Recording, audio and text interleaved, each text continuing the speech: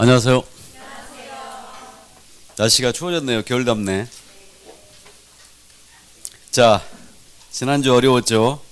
이번 주도 어렵습니다. 다음 주 우리 또 종강이죠? 다음 주 또 종강이에요. 무슨 종강이 이렇게 많이 되는지. 자, 교재 316쪽입니다. 316쪽. 여기 맞죠? 자, 오늘 행정벌 쪽을 나가는데 이것도 암기사항입니다. 행정처분보다는 조금 난데 행정벌이에요. 크게 두 가지로 나눠지래요. 하나는 행정형벌이 있고 또 하나는 행정질서벌이 있어요.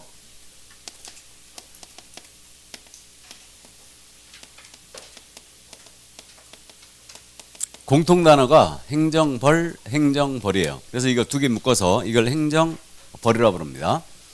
이 형벌은 이건 3년 이하의 징역 또는 3천만 원 이하의 벌금이 있어요. 그 다음에 1년 이하의 징역 또는 1,000만 원 이하의 벌금이 있습니다. 그러니까 징역 또는 벌금이니까 결국 형벌은 징역 또는 벌금을 얘기해요. 그래서 형사 절차에 의해서 이건 법원에서 나갑니다. 근데 질서벌은 두 가지가 있거든요. 다시 500만 원 이하의 과태료가 있고 100만 원 이하의 과태료가 있어요. 그래서 이 질서벌은 다른 말로 과태료라고 부릅니다. 그래서 이 질서벌은 과태료라는 걸 이걸 이해를 꼭 해두시고요. 그래서 지금 우리 법상 토탈 제재가 다 나온 거예요. 지금까지는 행정처분을 공부했습니다. 이 행정처분은 일단 5가지가 있는데 개업공사에 대한 행정처분은 뭐였어요? 등록 취소, 업무정지가 있었죠. 그 다음에 공인인규사에 대한 행정처분으로서는 자격 취소와 자격 정지가 있었습니다. 그 다음에 거리정보사업자에 대해서는 지정 취소가 있었죠. 그래서 이게 행정처분이고요. 행정벌은 다시 두 가지로 나눠지는데 행정벌이란 말은 몰라도 돼요. 형벌은 징역벌금입니다. 질서벌은 뭐라고요? 과태료. 이걸 꼭 명심하셔야 돼요. 그래서 이제 각각의 사유, 여기 지금 현재 요 3년짜리가 지금 5가지밖에 안 됐었는데 3년짜리가 12가지로 늘었어요, 지금. 그렇기 때문에 올해 출제를 틀림없이 할 걸로 일단 보이고, 그러면 요 형벌은 작년에 또 물어봤어야 되는데 안 물어봤거든요. 그러니까 형벌은 매년 물어보기 때문에 반드시 물어볼 겁니다. 그래서 1년짜리든 3년짜리든 둘 중에 하나만 정확하게 암기해 놓으면 되는 거죠. 예, 그래서 어쨌든 3년짜리가 올해는 타겟이 되지 않을까 그런 생각이 조금 들고요. 자, 그럼 이제 우리 교재 순서대로 가겠습니다. 거기 316쪽에 500만 원 이하의 과태료가 있어요. 이건 여러분들이 쉽게 기억해버리는데 500만 원 이하 과태료는 대상자별로 지금 나눠져 있습니다. 먼저 거리정보사업자가 500만 원 이하 과태료가 있어요. 거리정보사업자는 운영규정 제정 승인을 받지 않았거나 운영규정에 위반하여 운영했다.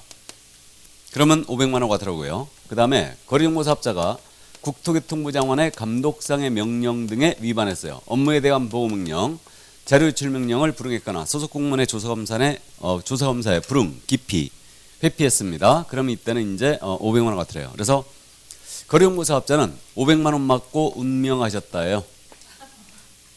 운영규정, 그 다음에 감독상 명령 위반 이렇게 됩니다. 그 다음에 우리가 협회가 500만 원 이하의 과태료가 맞는 경우가 있거든요. 이 협회는 공제사업 운영실적 공시하게 돼 있죠. 몇 개월로 해야 되는지 혹시 기억나세요? 3개월? 3개월로 해나가야 돼요. 안 했다. 500만 원 과태료고. 그 다음에 협회가 명령자 들어가는 거 위반했잖아요. 그럼 전부 다 500만 원 이하 과태료예요. 개선명령이 있고 시정명령이 있고 감독상 명령이 있어요. 그래서 국토부 장관의 감독상 명령에 위반했다. 그러니까 협회가 명령자 위반하면 전부 다 500만 원 과태료입니다. 그 다음에 징계 해임 요구에 만약에 협회가 불응했거나 임원에 대한 징계 해임 요구예요. 그 다음에 금융감독원장이 조사검사 들어갔는데 조사검사에 불응했어요. 500만 원이 과태료입니다. 근데 협회는 공시명령을 위반하면 500만 원 징계 먹는다. 바로 이 얘기인데 그냥 대충 돌 던지면 500이에요. 협회는. 그래서 유일한 제재가 이겁니다. 그러니까 별도로 암기할 필요도 없어요. 자, 근데 문제는 정보통신 서비스 제공자가 있죠. 그래서 정보통신 이번에 신설한 거 이게 8월 달부터 시행인데 정보통신 서비스 제공자 이게 이제 네이버라든가 또는 다음 이런 데들 얘기합니다. 그래서 정보통신 서비스 제공자에게 우리 개업공사가 부당한 표시 광고하고 있는가 모니터링 할 수 있다고 그랬죠? 누가요? 국장이. 국장이 모니터링 할 수 있다고 그랬는데 이들에게 자료 제출 요구를 한 거예요. 국장이. 근데 불응했습니다. 또는 조치를 이행하도록 요구했어요. 부당 표시하고 있는가 확인해달라. 이렇게 조치를 요구했는데 불응했어요. 그래서 자료 제출 요구에 불응했거나 조치 요구에 불응했다. 그럼 역시 500만 원 이하가 들어옵니다. 자, 그 다음에 이제 시도지사입니다. 그렇게 나와 있는데 개업 공인인계사와 소속 공인인계사가 500만 원 과태료 맞는 경우가 있는데 연수교육 기억나세요? 우리 2년마다 받아야 되죠. 그래서 연수교육을 기한 내 이수하지 않았어요. 그럼 역시 500만 원 과태료예요. 이렇게 되고 그 다음 마지막으로 우리 개공이 500만 원의 과태료 맞는 경우가 이제 나오는데 우리 확인 설명을 성실 정확하게 개공이 하라고 그랬죠. 안 했거나 설명의 근거 자료를 제시하지 않았어요. 500만 원 과태료. 이거 꼭 기억해야 되죠. 꼭 기억해야 됩니다. 업무 정지 아니다. 이거는. 그리고 또 하나 이번에 신설한 게 우리 개업공사가 부당한 표시 광고를 하고 있습니다. 그러면 이때는 500만 원 과태료인데 부당한 표시 광고가 뭐였냐면 존다 과외. 기억나세요? 존이 뭐예요? 존재하지 않는 물건을 있는 것처럼 그 다음에 다르게 과장되게 해친다는 얘기죠. 거래일세를 해친다. 그러면 500만 원 과태료예요. 그래서 이거 기억을 또 해두셔야 되죠. 자, 그래서 이게 500만 원 이하의 과태료 사유였어요. 이제 100만 원 이하의 과태료 가보실까요? 100만 원 이하의 과태료는 이거 역시 교재 순서 완전히 뒤바뀝니다. 교재 순서 뒤바꿔서 일단은 우리 100만 원 과태료는 우리 그저 개업공사가 명칭을 위반했어요. 개공을 명칭 위반하면 100만 원 과태료예요. 그래서 개업공사는 사무소의 명칭에 공사사무소, 부동산 중개 이거 써야 되죠. 중개인은 공사사무소란 명칭을 쓸 수가 없죠. 근데 중개인이 이 명칭을 썼어요. 그럼 명칭 위반이고 또 5개 광고물 설치할 때는 성명 표기하라고 그랬죠. 근데 허위 표기했거나 성명을 표기하지 않았다. 500과예요. 명칭 위반 500과. 그 다음에 우리 등록 취소를 나가면 등록증 반납해야 되죠. 며칠 내? 7일 내. 등록증 반납하지 않았어요. 100과고. 그 다음에 우리 개업공사가 표시 광고 이거 할 때는 명시할 사항이 있었죠. 표시 광고할 때 명시할 사항을 명시하지 않았다. 성명소연. 들어본 적은 있죠?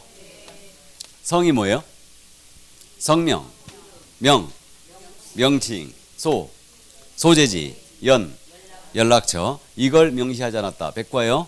그래서 이 점 이해하시고. 자, 그 다음에 휴업신고, 폐업신고, 기간변경신고, 업무재개신고를 안 했습니다. 신고 위반이죠.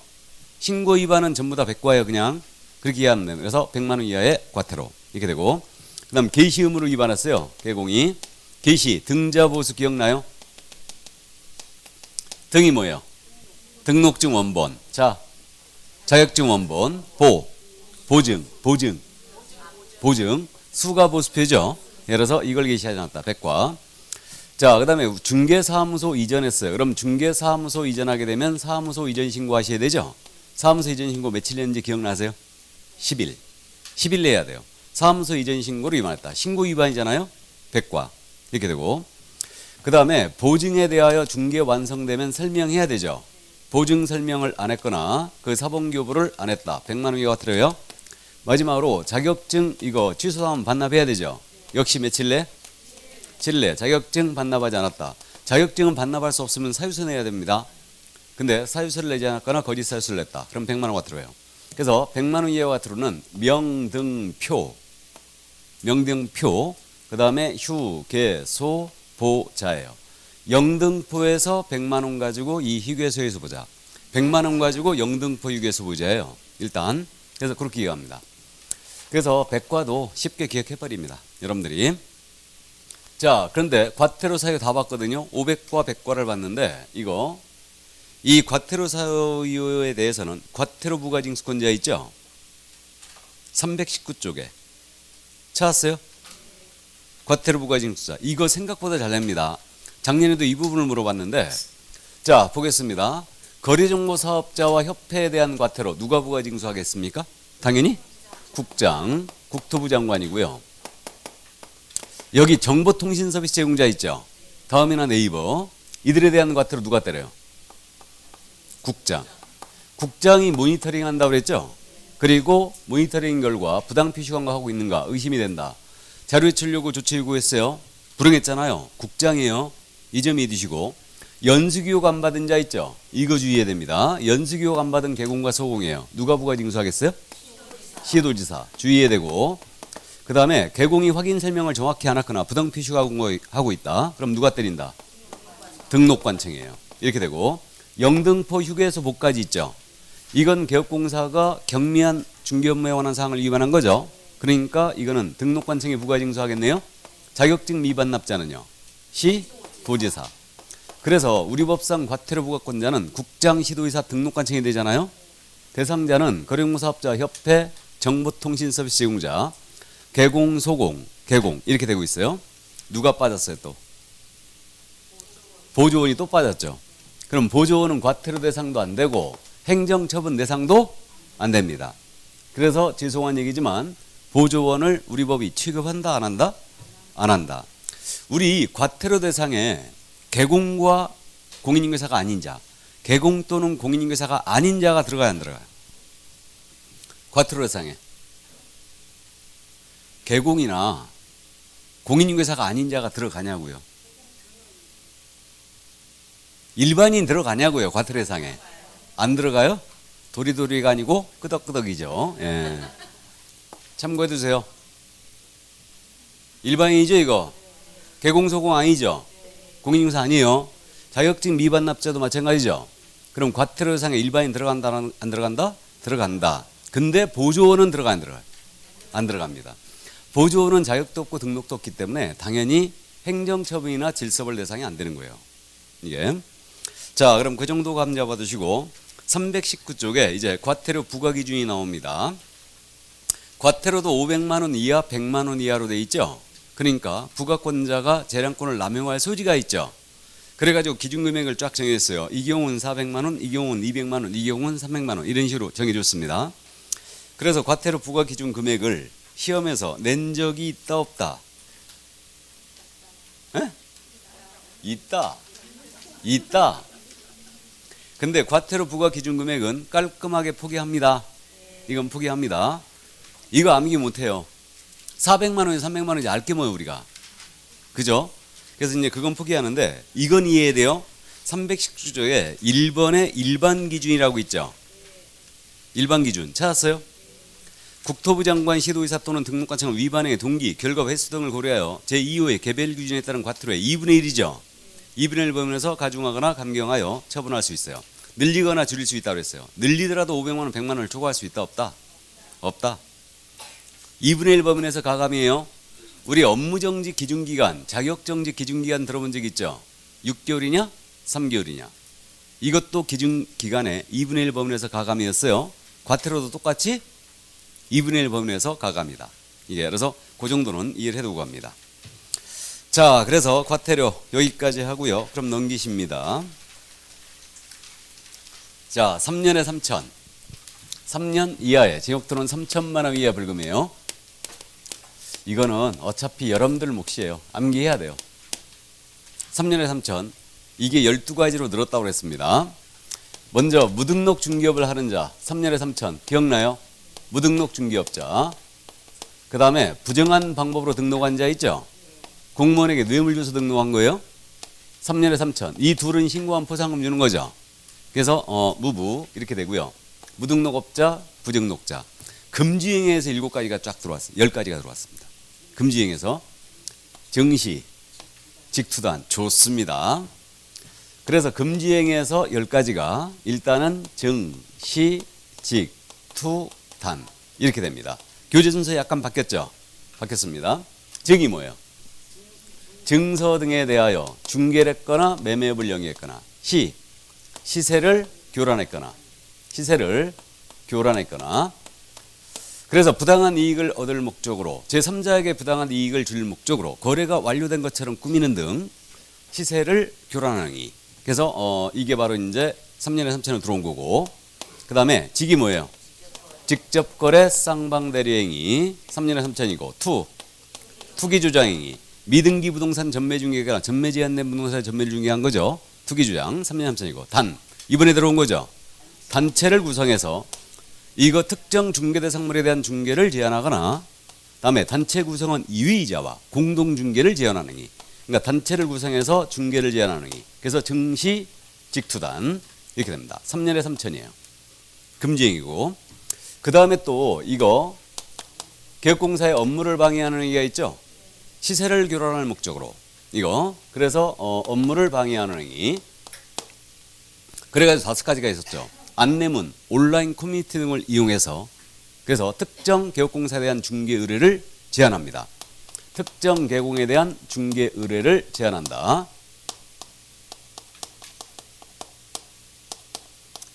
자, 이게 들어왔고요. 업무방해 영역이 있어요. 그 다음에 거꾸로 그러면 특정 개공에 대한 중개 의뢰를 제한했으니까 특정 개공에 대하여 중개 의뢰를 유도하는 거예요. 그럼 그것도 금지행위죠. 그래서 시세보다 현저하게 높게 표시 광고하는 개업공사 또는 중개하는 개공에 대해서 그 특정 개공에 대하여 중개 의뢰를 유도하는 겁니다. 이거. 그 다음에 안내문 온라인 커뮤니티 등을 이용해서 특정 가격 이하로는 중개 의뢰를 하지 않도록 유도하는 거예요. 특정 가격 이하로는 중개 의뢰를 하지 말아라. 가격침을 준다는 얘기죠. 이것도 금지행위했고. 그 다음에 개업공사의 정당한 표시 광고 행위를 방해합니다. 이거. 그래서 이 금액 이하로는 광고를 하지 못하도록 방해하는 거예요. 그래서 정당한 표시 광고 활동을 이제 방해하는 행위. 그 다음에 대가를 약속합니다. 대가를 약속하고 이거 현저하게 시세보다 높게 표시 광고하도록 이제 강요하는 거예요. 광고하도록 강요하거나 또는 그를 유도하는 겁니다. 이게 또 금지행위죠. 그래서 이거는 눈으로 익혀도 되죠. 그래서 우리 입주자 대표라든가 이거 그 아파트 뭐 맘카페 이런 데들 전부 다 이제 처벌 대상이 되고 있는 거죠. 이게 몇 년이라고요? 3년에 3천. 요게 지금 현재 육갑 강제 방해 이렇게 돼 있죠. 유도하거나 가격 이하로 의뢰를 하지 않도록 하거나 그 다음에 강제 강요를 하거나 제한을 하거나 다음에 방해했다 이렇게 되는 거예요. 육가 강제 방해 이렇게 이제 기억을 해두시면 됩니다. 그래서요 전에는 금지행위가 5가지밖에 안 됐어요. 3년짜리가 이게 무등록업자, 부등록자, 증직, 투였거든요. 근데 이게 시세교란하고 단체 구성 중개 제한이 들어갔고 업무방해행위 5가지가 더 들어온 거예요. 그래갖고 이게 무려 12가지가 된 겁니다. 그래서 전에는 3년짜리를 안 물어봤어요. 왜 그러냐면 5가지밖에 안 되니까 그냥 맞춰버리는 거죠. 19회 시험에는 낸 적이 없어요. 근데 올해는 낼 가능성이 커졌죠 지금. 그러니까 일단 이해를 해둡니다. 쉽게 맞출 걸로 보여요. 이거는. 자, 근데 이제 1년짜리를 자주 냈었죠. 1년에 1,000. 1년 이하의 지역토는 1,000만 원 이하 벌금이에요. 이거는 지금 현재 13가지인가 될 겁니다. 13가지가 되는데 이거는 13가지를 8가지로 압축하여 암기합니다. 그래서 순서를 완전히 이것도 뒤바꾸는데 먼저 우리 법상 이중자에 걸렸잖아요. 모두 1년이에요. 이중 등록이 있고 또 이중 소속이 있고요. 또 이중 사무소가 있어요. 모두 1년. 이중자에 걸리면 모두 1년이에요. 그 다음에 우리 법상 양도되어 있죠. 여기에 걸리면 다 1년이에요. 등록증, 자격증 양도대여한 자. 그럼 받은 자도 1년이겠네요. 이걸 형법상 대향범이라고 해요. 대여한 자가 있으면 대여받은 자가 있어야 돼요. 그래서 양도대여한 자, 양수대여 받은 자 모두 1년이고 다른 사람에게 성명이나 상호를 사용하여 업무화했습니다. 그럼 이거 대여와 똑같다고 그랬죠. 그 다음에 한 자도 1년이죠. 그래서 양도대여 이건 엄청 많은 거예요. 등록증 양도대여한 자 받은 자 다른 사람에게 성명, 상호, 사용과 중개 업무하게 한 자 다음에 자격증 양도대여한 자 받은 자 모두 1년이에요. 이거 그 다음에 우리 법상 사칭 1년입니다. 다. 그러면 공인중개사가 아닌 자가 공인중개사 유사명칭을 사용했어요. 이게 자격사칭이죠. 그리고 개업공사가 아닌 자가 공인사사무소 부동산 중개 유사명칭을 사용했어요. 이게 명칭 사칭. 그래서 아닌 자 자격을 사칭했거나 개공이 아닌 자 그다음에 공인중개사가 아닌 자가 이거 자격을 사칭했다. 모두 1년이에요. 아닌 자. 그 다음에 개공이 아닌 자는 중개대상물에 대한 표시광고에서는 안 되죠. 그래서 아닌 자가 표시광고하다 걸렸다. 역시 1년입니다. 그리고 거리정보사업자가 1년짜리가 유일하게 하나가 있어요. 거리정보사업자가 정보 관련 사항을 위반했다. 개공이 아닌 자로부터 의뢰받아 공개했거나 의뢰받은 자에게 다르게 정보를 공개했거나 차별 공개했다. 그럼 모두 1년의 1,000입니다. 그 다음에 우리 천막 그 밖에 이동 용이한 임시 중개 시설물 설치하면 안 되죠. 떴다방하다 걸리면 일다실이에요. 이렇게 되고, 그 다음 비밀 누설죄 기억나세요? 개업공사 등은 이번 및 다른 법률에 특별한 규정이 있는 경우를 제외하고는 업무상 알게 된 비밀을 누설하여야 된다. 이건 근데 피해자의 명시한 의사에 반하여 처벌할 수 없죠. 이걸 뭐라 해요? 반의사 불벌죄. 비밀 누설당한 피해자 가만히 있으면 처벌된다 안 된다? 예? 가만히 있으면 처벌돼요 안 돼요? 되는 겁니다. 아니 비밀 누설로 걸려왔는데 가만히 있으면 처벌한다고 그랬죠. 명시적으로 처벌을 원치 않는다라고 했을 때만 처벌을 못해요. 이게 반의사 불벌죄예요. 자, 그 다음 마지막으로 금지행위에서 1년짜리가 4가지가 있죠. 금지행위 매, 무, 수, 거. 매가 뭐예요? 매매요. 무, 무등록자와의 거래. 수, 보수, 초과. 거, 거짓된 언행. 이겁니다. 그래서 이거 1년짜리는요 2양사칭이에요. 표정, 시, 시비, 금지. 1년 동안 2양사칭 안 됩니다. 표정 시비하는 것도 금지입니다. 이렇게 이제 기억합니다. 그래서 1년 동안 2양사칭, 표정 시비 금지. 이해했죠? 자, 그래서 이렇게 이제 암기를 할 거예요. 암기표 이렇게 돼 있어요, 다. 암기표에. 자, 그럼 1년짜리, 3년짜리를 다 봤는데, 이거는 양벌 규정이 있다는 걸 또 주의해야 돼요. 324쪽에.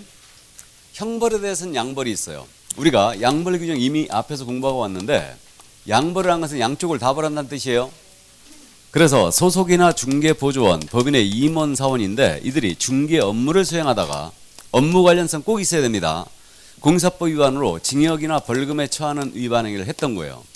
그럼 이들을 처벌함과 동시에 이들을 고용한 개공도 처벌하죠. 개업공사는 그 위반에 규정된 뭘로 처벌한다? 과태료가 아니고 벌금으로 처벌한다. 그죠? 벌금으로 처벌하는데 다만 개공이 해당 업무에 관하여 상당한 주의와 감독을 다했을 땐 그러하지 아니하다. 벌금을 면합니다. 기억나시죠 이거? 그럼 소공이 만약에 거짓된 언행하다 걸렸어요. 그럼 거짓된 언행하다 걸리게 되면 이때는 1-1 아닙니까? 그럼 개공은 1,000만 원 이하의 벌금이라는 얘기죠. 이렇게 되는 거고, 이때 소공에 대하여 벌금이 만약에 400만 원이 선고가 됐다. 그럼 개공도 똑같이 400만 원 선고를 받는 것은 아닐 것이다. 법정형만 같이 받을 수도 있긴 있는데 상당한 주의와 감독을 다했을 때는 그러하지 아니하다 그랬죠. 이때는 벌금을 안 맞을 수도 있죠. 그렇기 때문에 선고형이 같은 것은 아니다. 그럼 여기서 이제 우리가 주의할 점은 또 뭐냐면 이거 앞에서 공부했던 내용이 과연 우리 개업공인중개사가 양벌 규정이 적용되어 만약에 300만 원 이상 벌금이 선고됐다. 그럼 이거 결격이냐의 문제가 있었죠. 이거 결격 사유에 해당한다 안 한다? 안 한다. 이건 꼭 기억해야 됩니다. 그러니까 우리 앞에서 결격 공부할 때 공인중개사법을 위반하여 300만 원 이상 벌금형을 받으면 3년 동안이 결격이었잖아요 지금. 근데 거기서 말하는 결격사유에서 말하는 300만 원 이상 벌금은 자신의 행위로 받아야 되지 양벌 규정으로 받는 것은 해당하지 않는다. 기억 꼭 하셔야 됩니다 이거. 그래서 결격사유에 해당하지 않는다. 그리고 또 한 가지. 지금 형벌을 받는데 형벌은 소공이나 보조원이 징역벌금 위반했을 때 개공을 벌금 때리겠다는 얘기니까 형벌은 이 양벌 규정은 형벌 위반 행위만 적용이 되는 것이지 행정질서벌이나 행정처벌은 적용된다 안 된다? 안 된다. 이 점도 같이 기억합니다. 그러니까 양벌 규정이라는 것은 양쪽을 다 벌한다는 얘기니까 형벌에만 적용이 있는 거예요.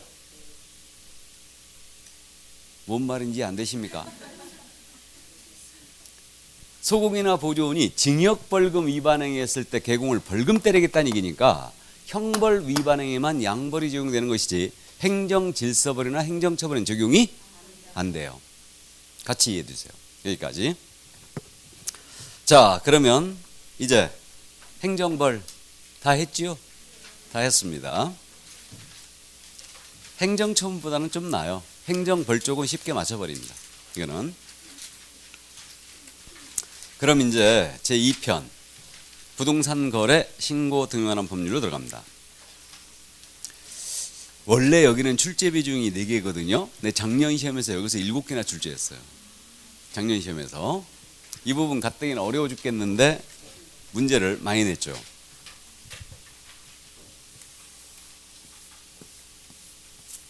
자, 이 부동산 거래 신고제인데 우리가 실무감 바로 하셔야 되거든요.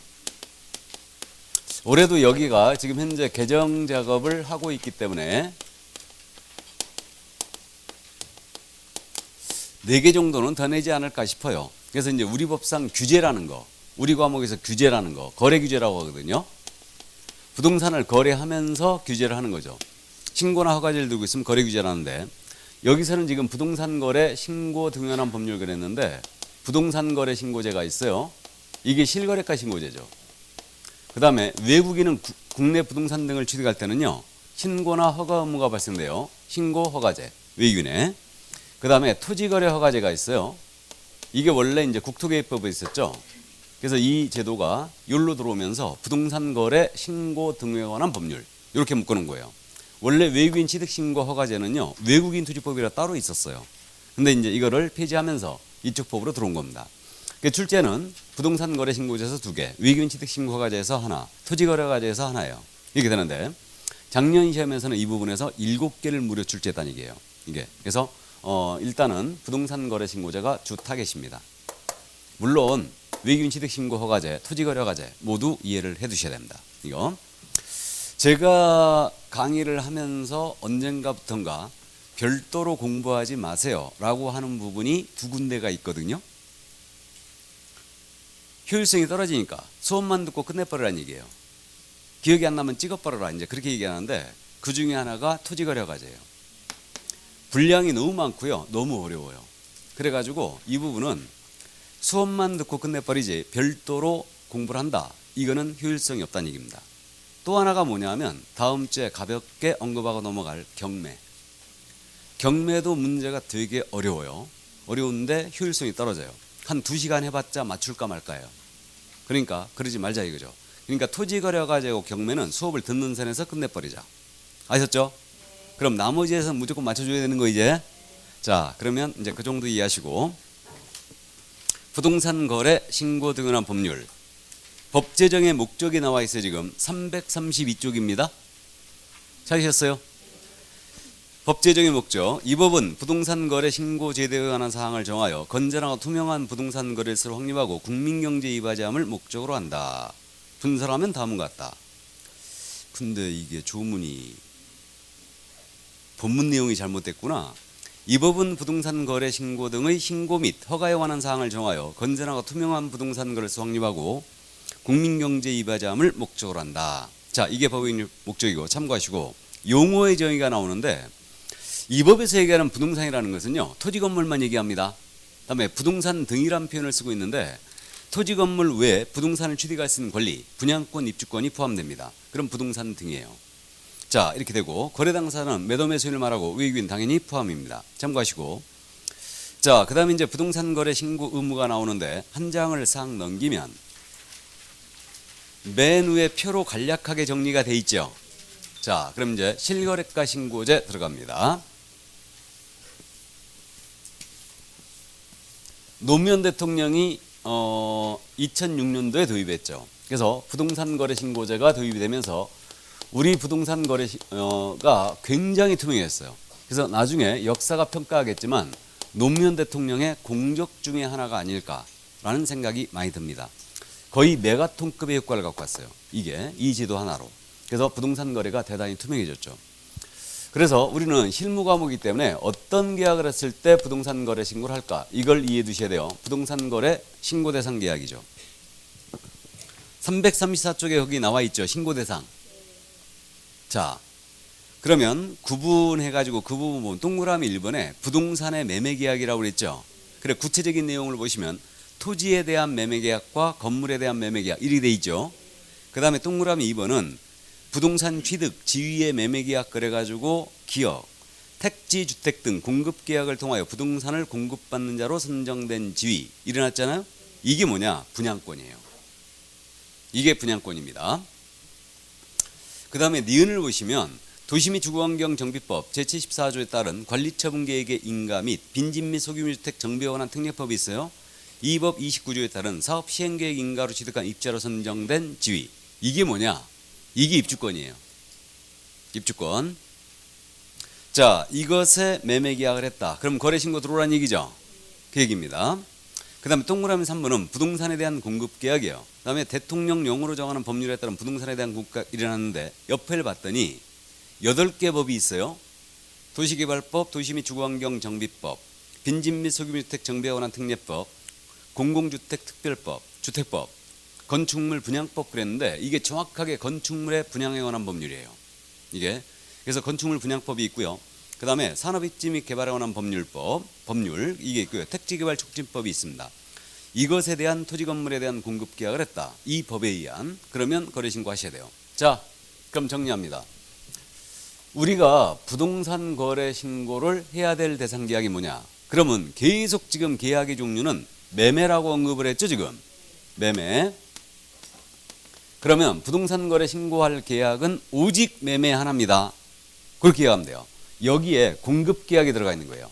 8개 법에 따른 공급 계약이. 그럼 이 공급 계약도 매매 계약 아니겠어요? 그렇기 때문에 이 공급 계약은 최초의 분양 계약을 얘기해요.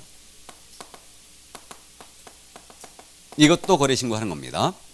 그러면 계약의 종류가 오직 매매 하나니까 교환 계약입니다. 신고 대상이다 아니다? 아니다. 임대차 계약 신고 대상? 아니에요. 전세 대상이다 아니다? 아니다. 경매로 취득합니다. 대상이다 아니다? 아니다. 오직 뭐뿐이다? 매매. 물건은 4가지라고 기억합니다. 물건은 4가지. 토지 건물에 대한 매매 계약 하시면 거래 신고 무조건 하셔야 됩니다. 면적을 따진다 안 따진다? 안 따진다. 토지 건물을 하면 무조건 거래 신고하는 거예요. 그러면 토지에 대한 지분, 건물에 대한 지분 매매했네요. 거래 신고 대상일까 아닐까요? 거래 신고 대상이다. 지분 매매에도 당연히 거래 신고 들어오셔야 돼요. 그 다음에 부동산을 취득할 수 있는 권리가 2가지가 있습니다. 분양권과 입주권. 이것에 매매 계약을 했다. 전매 계약을 하면 이때는 거래 신고 들어오셔야 돼요. 그럼 이때 이 분양권은 뭐였냐면 이 공급 계약을 통하여 입주자로 선정된 지위 그랬어요. 이 공급 계약을 통하여 입주자로 선정된 지위. 이것에 매매 계약을 하면 거래 신고 하시는 건데 여기서 주의할 점은 분양권은요. 주택 분양권만 전매하면 거래 신고하는 거 아니에요. 주택뿐만 아니고 토지 분양권이든 오피 분양권이든 상가 분양권이든 전부 다 된다는 얘기죠, 이거. 그러니까 분양권은 주택이든 상가든 오피든 토지든 관계없어요. 매매하면 전부 거래 신고하셔야 됩니다. 그 다음에 입주권은 뭐라고 그러냐면 2개의 법률이 언급됐어요. 도시 및 주거환경 정비법. 이거에 따른 관리처분 인가를 받았거나 또는 빈집 및 소규모주택 정비에 관한 특례법. 이걸 빈집법이라고 부르는데 이 빈집법에 따른 사업시행계획 인가를 받았어요. 그래가지고 입주자로 선정된 지위를 했습니다. 그래서 이게 재개발, 재건축 입주권이라고 하면 돼요. 그러니까 이거는 사실상 제가 입주권이라고 부르고 있지만 분양권의 성격을 띠고 있는 거예요. 입주자로 선정됐다고 그랬죠, 지금. 그럼 관리처분계획 인가를 받아버리면 들어갈 건물과 대지가 어느 정도 특정이 돼버려요. 이건 그러니까 특정이 됐기 때문에 결국 이걸 전매가 가능했다. 전매하면 거래 신고하시라는 얘기예요. 이게. 자, 그래서 일단 신고 대상 계약은 반드시 그렇게 기억해야 됩니다. 계약의 종류는 뭐에 하나인다? 매매. 물건은 몇 가지? 4가지. 토지 건물 분양권 입주권이에요. 그럼 준부동산에 속하는 우리 중기상물에 속하는 임목공장재단, 광업재단의 매매예요. 거래 신고 대상이다 아니다? 아니다. 그리고 이제 이 8개 법에 따른 공급계약이 이제 거래 신고로 들어가는 거예요. 그래서 그 8개 법 암기할 필요는 없어요. 그러면 무슨 법에 따른 공급계약이다. 그러면 이건 신고 대상이라고 이해하면 되는 거죠? 법 이름을 설마 안 바꿔내겠죠, 시험에서? 그죠? 그러니까 암기할 필요 없을 걸로 보여요. 주택법, 택지개발 촉진법, 도시개발법, 산업입지 및 개발하는 법률, 공공주택 특별법, 뭐 도시 및 주거환경 정비법 이런 식으로 그냥 감만 잡아놓으시라는 얘기예요. 근데 여러분들이 공법 시간에 도시개발법 공부하죠? 주택법도 공부하죠? 도시 및 주거환경 정비법도 공부하죠? 예, 건축법도 공부하죠? 건축법 있어요, 없어요? 아니, 거기 8개 법에 없죠. 없죠. 설마 시험에 그렇게 안 낼 거예요?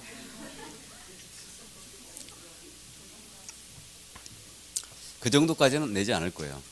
그러니까 일단 작년에 이걸 집중적으로 물어봤는데 무슨 법에 따른 공급계약 신고 대상이죠. 그냥 그렇게 잡으면 돼요. 일단은. 자, 그럼 이제 그 정도 감 잡아두시고 이제 거기 여러분들 어디를 보시냐면 334쪽에 부동산 거래 신고 의무 표로 정리돼 있죠. 자, 그러면 잠깐 이제 절차를 나열해 보면 이렇게 되지 않겠습니까? 부동산 거래 신고 절차는 일단은 신고 대상 계약을 해요. 그럼 부동산 거래 신고 해야 되겠죠?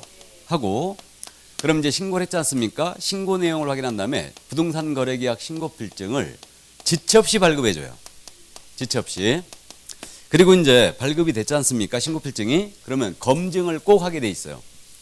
신고 가격이 적정한지 여부를 체크한다는 얘기예요. 검증을 하게 돼 있고 이 검증 결과를 세무서장에게 통보해 줘요. 그럼 세무서장은 과세자료로 활용할 수 있다 그랬어요. 그래서 일단 부동산 거래 신고 절차 주요는 이렇게 이제 진행이 됩니다. 그럼 어떤 계약을 했을 때 부동산 거래 신고해야 되는가? 이 문제는 여기서 해결했죠, 지금. 그러니까 큰 문제가 안 됩니다. 그러면 이제 계약을 체결한 날로부터 부동산 거래 신고 들어가는데 며칠로 바뀌느냐 지금? 30일. 현재는 60일. 21일서부터 이번 주죠 지금. 21일서부터 30일로 바뀝니다. 실무하신 분들 참고하세요. 21일서부터 30일이에요. 이제. 그래서 계약을 체결한 날로부터 30일이다. 잔금일이 아니란 얘기예요. 체결하면 30일이죠. 30일과 한 달은 같다 틀리다. 다르다. 정확하게 해야 됩니다. 그래갖고 제가 직장 생활하면서 이걸 갖다가 대충 취득세 신고 기한이 지금은 60일이죠. 취득세 신고 기한 60일 맞아요? 맞죠? 그때는 30일이었거든. 등록세가 폐지되면서 60일로 늘어난 거예요 지금. 그게. 그래갖고 직장 생활할 때 제가 한 달로 대충 기억하고 있었잖아요. 그래가지고 31일째 들어갔다 취득신고를.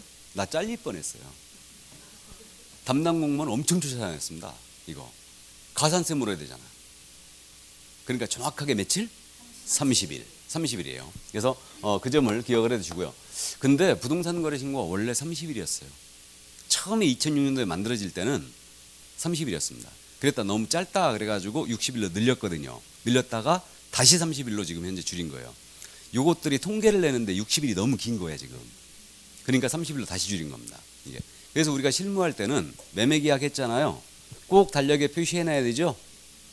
이거 매매였다. 거래 신고 언제까지 꼭 해야 된다. 이거. 그럼 30일 내 안 하면 어떻게 되느냐. 제재 여기서 미리 보고 갑니다. 이제 30일 내 안 해버리면 500만 원 이하의 과태료. 안 하면 500과. 자, 이 점 이해되시고 그럼 이제 신고와 관련해서 거기 언제부터 언제까지 계약 체결로부터 30일 돼 있죠. 표에 지금 그렇게 돼 있고 그 다음 이제 신고관청이라고 돼 있는데 이건 어디냐면 관할에 관한 문제인데 부동산 소지지라고 돼 있죠. 부동산 소재지 시군구청장이다. 매수인의 주소지와는 전혀 관련이 없다. 신고관청에 들어갑니다. 그래서 여기서 부동산 거래 신고 받기 때문에 이자를 신고관청이라고 합니다. 이렇게. 자, 그 다음 이제 미신고는 500만 원 이하 과태료라고 돼 있죠. 근데 거짓 신고했다, 허위 신고했다 그랬어요. 그럼 취득가액의 몇 프로 이하? 5% 이하. 100분의 5 이하의 과태료예요. 취득가액에 이렇게 돼 있고요. 그 다음 이제 신고필증을 지체 없이 발급한다고 그랬죠? 지체 없이. 그래서 지체 없이 발급하더라. 즉시와 지체 없이 중에 누가 빠르다고? 즉시가 빠르다고 그랬죠? 즉시는 2글자, 지체 없이는 4글자. 이게 원래 즉시였는데 지체 없이로 바꾼 거예요 지금. 이것도 왜 그랬냐면 실무적으로 움직이다 보니까 우리 담당 공무원 6시에 퇴근하셔야 되죠. 우리 문재인 정부에서는 공무원 6시 넘어서 퇴근하면 큰일 난다면서요. 그래갖고 그러면 혼나니까 징계 먹으니까 5시 반부터 가방 주섬섬 싸고 있는데 5시 반에 부동산 거래 신고 법무사가 한 10통을 갖고 들어오는 거예요 그냥. 그럼 퇴근도 못하는 거죠. 그러니까 짜증나니까 지체 없이로 바꾸는 거예요. 진짜로 그랬어요 이거. 그래서 바꾼 거예요 지체 없이로. 근데 시험에서 이걸 즉시로 바꿔낼 일이 있다 없다? 없다. 아니 즉시로 바꿔내갖고 이걸 틀렸다고 하겠어 이거? 날짜로 바꿔내지. 맞죠? 신고필증을 뭐 7일 내에 발급해야 한다 이렇게 내지 않겠어요? 자, 근데 어쨌든 참고해 두세요. 지첩시 발급한다. 그래서 요즘 인터넷 신고 들어가는데 인터넷 신고 들어가면은 5분만 해도 신고 필증 나와버려요. 바로 나옵니다. 바로. 자, 그럼 이제 여기서 신고 의무자에 대한 사항을 먼저 좀 봐야 되는데 거기 신고 의무자는요 336쪽에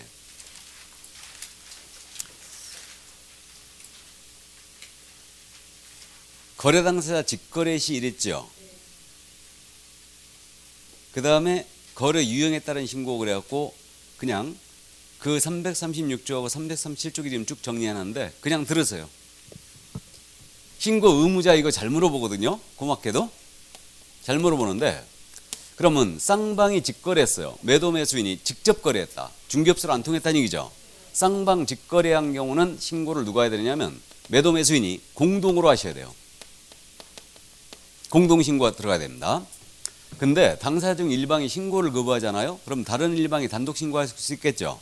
신고 거부한 500만 원과 들어요. 안 한 거 똑같습니다. 근데 쌍방 직거래했는데 당사자 중 일방이 국가나 지방자치단체나 또는 공공기관이 있었어요. 이때는 누가 해야 되느냐? 국가가 신고해야 됩니다. 이를 국가 등이라고 그래요. 그래서 337쪽에 맨 위에 2번이 있죠. 이거 잘 물어봅니다. 거래 당사자 중에 일방 또는 쌍방이 국가 등인 경우 그랬는데 거래 당사자 중 일방이 국가, 지방자치단체, 밑줄이 그거 국가, 지방자치단체, 대통령령으로 정하는 자. 그래가지고 공공기관에 운영하는 법률에 따른 공공기관이 있죠. 그러면 여기 공공기관 대표주자가 누구냐면 한국토지주택공사, 한국전력공사, 한국수자원공사 이런 데들이에요. 그래서 공공기관이 있었거나 또는 지방공기업법에 따른 지방직영기업이라든가 지방공사 또는 지방공단이 있어요. 그러면 이들을 뭐라 하느냐? 국가 등이라 한다. 이들이 신고하라고 그랬죠. 그러면 당사자 중 일방이 국가 등인 경우는 타방 당사자란 신고 의무가 없다라는 얘기예요. 그 점 이해해 두시고 그 다음에 이제 이번엔 그 밑에 중개거래예요. 개업공인중개사가 계약서를 작성교부했어요. 그럼 이걸 중개거래를 하죠. 그럼 개공이 계약서를 작성교부하면 중개거래인데 이때는 누가 신고해야 되느냐? 개업공인중개사가 해줘야 되죠. 이때는 당사자에게는 신고 의무 자체가 없어요. 자체가 없고 개공이 신고할 의무가 있고요. 이때 요즘 공동중개 많잖아요. 그럼 공동중개했다. 그럼 공동중개에 관여한 우리 개공이 공동으로 신고해야 돼요. 그래서 공동중개시에는 그들이 공동으로 신고한다. 이 점 이해 두시고 그래서 신고 의무자에 대한 사항 뭐 쉽게 우리가 해결합니다. 그러면 일단 어떤 사항을 신고해야 되는가 이 문제가 있겠죠. 또 신고사항은 335쪽으로 다시 돌아갑니다. 그럼 부동산 거래계약 신고사항 맨 밑에 박스로 되어 있죠. 자, 그래서 박스된 내용을 보겠습니다. 잠깐. 그 박스 안에 335쪽에 지금 당사자 인적사항 신고하라고 했죠. 당자의 동그라미. 거래 당사자 할 때 당. 계약 체결일, 중도금 지급일, 잔금 지급일 신고해야 돼요. 계약 체결일 할 때 계자의 동그라미. 계. 그 다음 거래상 부동산의 면적 및 종류 신고해야 되고요. 그 다음에 4번은 거래상 부동산의 소재지, 지번 및 지목을 신고합니다. 3, 4번을 우측으로 묶어서 목적 부동산이라고 메모하시고 목의 동그라미. 목.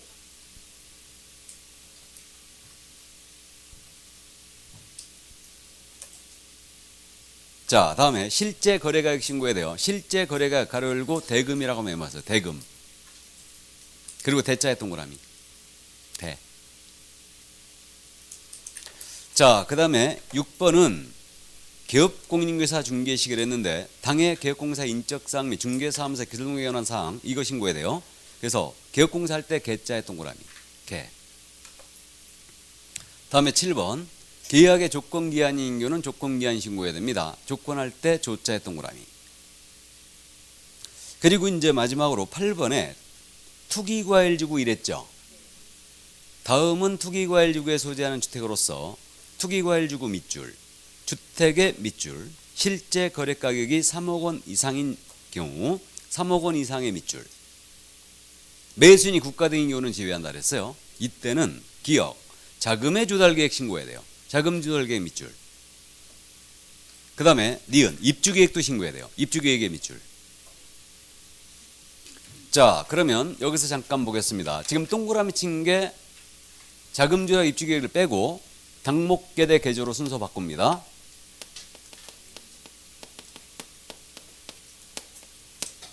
이렇게 당이 뭐였어요? 당사자, 목적 부동산, 그 다음에 계약일, 중도금 지급일, 잔금 지급일, 대는 대금, 계는 개업 공인인계사, 다음에 조는 조건, 기한 이렇게 됩니다. 이게 어디서 나오는 말이냐면 거민제도 있죠. 계약서의 거민제도. 계약서의 거민이 뭐냐면 부동산에 대한 소유권 이전 등기하는 자는 거민도장 하나 받아와야 돼요. 시군구청장한테 가서. 그러니까 탈세와 투기를 방지하기 위함인데 거민계약서에 필수기재 사항이 있거든요. 이게 바로 당목계대 개조예요. 이거로 되어 있습니다. 그래서 우리 교재 잠깐 보고 돌아올까요? 우리 교재 뒤쪽으로 잠깐 가서 몇 페이지냐면 477쪽을 펴보세요. 477쪽. 맨 위에 박스 보시면 당목계대 개조 있죠? 맨 위에 박스 477쪽에 찾았습니까? 이거하고 부동산 거래 신고가요. 신고사항하고 똑같아요.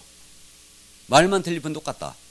거민계약서 필요적기 사항을 묻진 않아요. 근데 우리가 부동산 거래 신고사항을 꼭 암기하고 있어야 되거든요. 당목계대 개조로 돼 있죠? 그럼 이게 무슨 문장이냐? 옛날에 개업공사가 중개업자였다고 그랬죠? 개업공이 중개업자였잖아요. 그래갖고 이게 중조였어요 원래. 중조, 당목계대 중조. 중이 좋아하시는 거. 당목과 계대.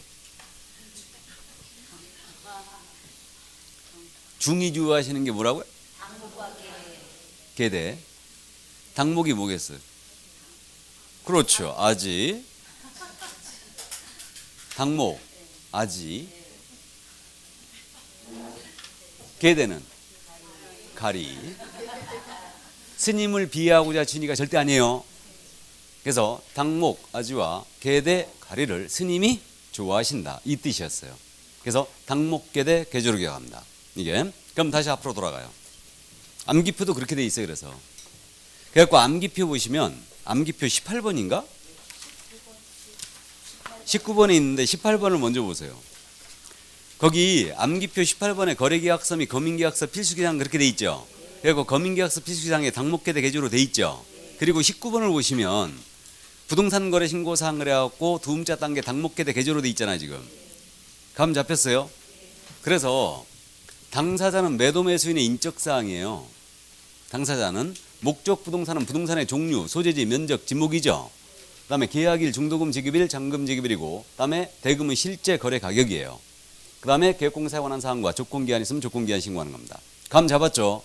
반드시 암기해야 됩니다. 이게 안 되면 어떻게 해야 되느냐? 이게 안 되시는 분은 육하원칙 중에 네 가지를 떠올린다. 부동산 거래 신고의 핵심이 뭐냐면 누가 어떤 부동산을 목적 부동산이죠.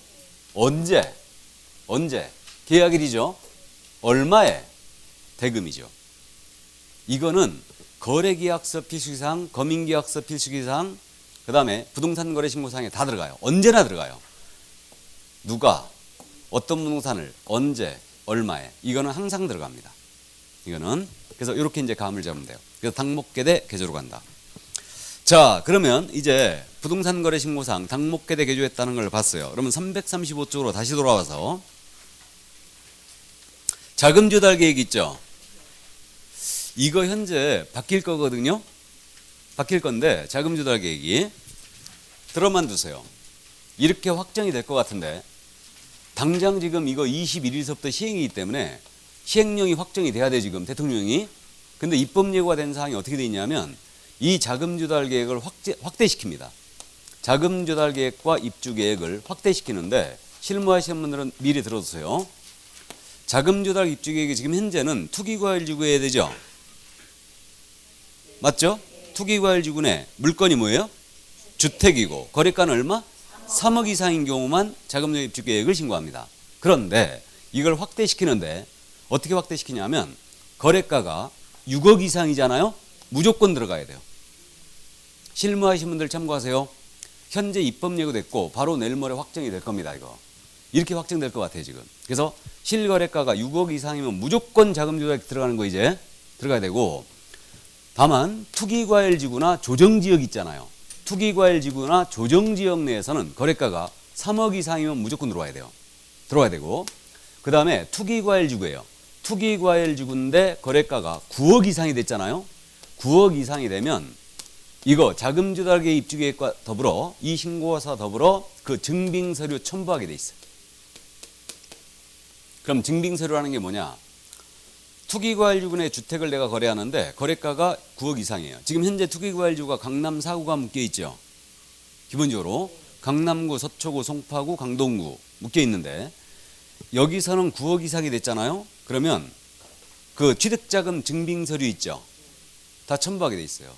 그럼 이게 뭔 얘기냐면 내가 주식을 팔아가지고 자금을 마련했다. 그럼 주식매매계약서 서면이 들어와야 돼요. 들어와야 됩니다. 지금은 자금조달계획과 입주계획 신고서가 있거든요. 이것만 써서 내면 돼요.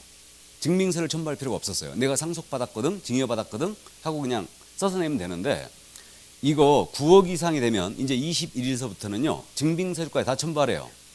그럼 결국은 주식을 팔아서 자금 마련했다. 주식매매계약서 들어와야 된다는 얘기죠. 토지 팔아서 내가 자금 조달했다. 그러면 토지매매계약서 들어와야 돼요. 죽었어요 이거. 그럼 내가 금고에 넣는 사람 어떻게 하나? 내가 현금을 보유하고 있었다. 그럼 금고 사진 찍어갖고 내야 되나? 아니 농담에 그럴 사태가 벌어진 거예요 지금. 그래갖고 금고에 돈 넣는 사람들 문제가 생겼습니다 지금.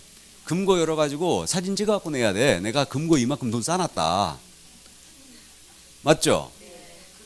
증빙이 안 되는데 이게. 그러면 그렇게 하면 세무서에 가만히 있겠어요? 와 이거 왜 금고에 처박아뒀을까 돈을? 그죠? 아마도 이게 확정이 될 것 같은데 지금 이렇게. 어쨌든 그래서 실무하신 분들 지금 우리는 그럼 대상이 6억 이상이 되면 자금조달계획서 내야 된다는 얘기죠. 이 얘기입니다. 그래서 이제 이거를 실무하신 분들은 참고하세요. 그래서 요거는 확정이 되면 다음 순환서부터 이제 정확하게 다시 말씀을 드리겠습니다. 현재는 투기과열지구 3억 이상 주택만 대상인데 이거는 6억 이상 주택이면 전부 다 이제 들어간다는 거죠. 일단 잡으려고 작정했어요. 작정했습니다 지금 이거. 그래갖고 요즘 말이 많은 게 그거예요. 지금 우리 지금 무주택자들이 청약에서 1순위 아닙니까? 그죠? 근데 이 양반이 부동산은 한 200억대를 갖고 있는데 주택이 하나도 없는 거야. 형평에 안 맞지 않느냐 그러는 거예요. 그러면 부동산을 200억대를 갖고 있는데 주택이 하나도 없어. 그럼 이 사람은 청약을 딱 하면 1순위예요. 바로 그냥. 바로 1순위입니다. 맞죠? 그러니까 이 형평에 어긋나지 않느냐. 그래가지고 전체 부동산으로 따져야 되는 거 아니냐. 그런 얘기를 많이 하고 있어요. 이거를. 근데 이분 뒤져보면 주택이 수십 채 있는 거지. 다 차명이지. 본인 명의가 하나도 없는 거야. 무슨 말인지 되세요? 그렇게 돈 따야 됩니다. 자, 그래서 어쨌든 신고사항, 자금조달계획에 대한 부분 여기까지 이해해 주시고요. 자, 그럼 이제 그 신고 의무자에 대한 사항까지 다 했고요. 그럼 신고의 방법은 크게 방문 신고의 방식과 전자 신고의 방식이 있겠죠. 이렇게 나뉘는데 요거는 좀 쉬었다 할까요? 네, 좀 쉬었다 하죠.